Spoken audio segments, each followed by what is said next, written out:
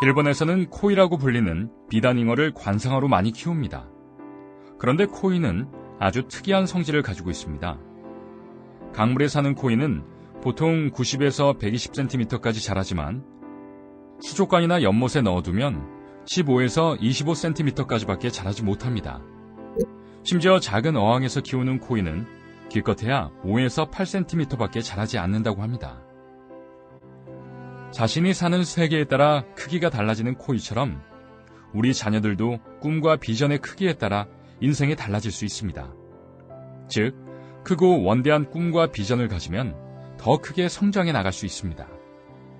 그런데 어떤 부모님들은 학생 때는 공부만 잘하면 되고 꿈은 대학에 가서 꾸어도 늦지 않다고 말씀하십니다. 그러나 정작 꿈이 가장 필요한 시기는 학창 시절입니다. 그리고 무엇보다 꿈이 있어야 공부도 잘할 수 있습니다. 꿈과 비전은 자녀가 인생을 살아가거나 공부를 하는 데 있어 그 어떤 것보다 강력한 동기부여의 근원이 되기 때문입니다.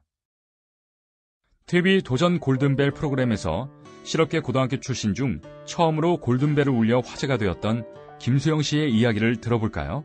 저는 학창 시절 가난한 집과 답답한 학교에서 벗어나고 싶었어요. 그래서 술과 담배를 하게 되었고 가출도 했던 문제아였죠. 중학교도 검정고시로 마쳤고요. 그런데 여수 정보과학고에 진학하면서 제 인생이 달라졌어요. 난생 처음 꿈을 가지라고 말해준 한 선생님을 만났기 때문이었죠.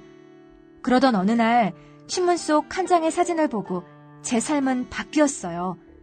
그 사진은 이스라엘군의 총에 맞은 팔레스타인 아이를 안고 오열하는 아버지의 모습이었죠. 그날로 저는 기자가 되어야겠다는 결심을 했답니다. 주변 환경은 달라진 게 하나도 없는데 꿈이 생기니까 생각이 바뀌었어요. 친구들이 풀던 문제집을 주워다가 화장실, 옥상에서도 공부를 했죠. 주위에서는 네 주제에 무슨 대학이냐고 했지만 목표가 있으니까 용기가 나더라고요. 이렇게 자신의 꿈을 가지게 된 그녀는 그때부터 기자가 되기 위해 공부에 몰두했습니다. 첫 수능 모의고사는 400점 만점에 110점.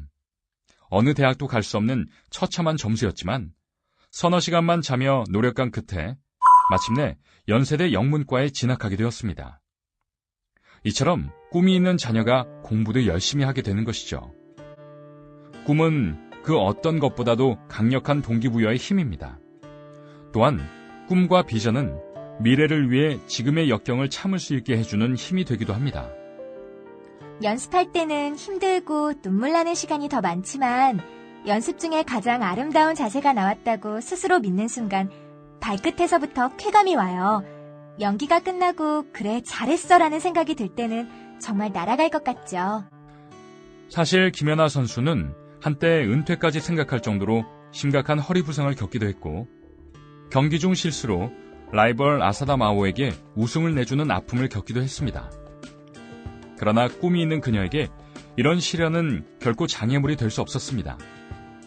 결국 그녀는 2010년 밴쿠버 동계올림픽에서 피겨 역사상 가장 위대한 연기라는 찬사를 받으며 세계 최정상의 자리에 오르게 되었던 것이죠.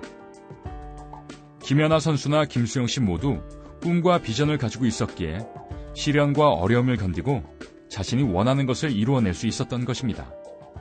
이것이 바로 꿈과 비전의 힘입니다.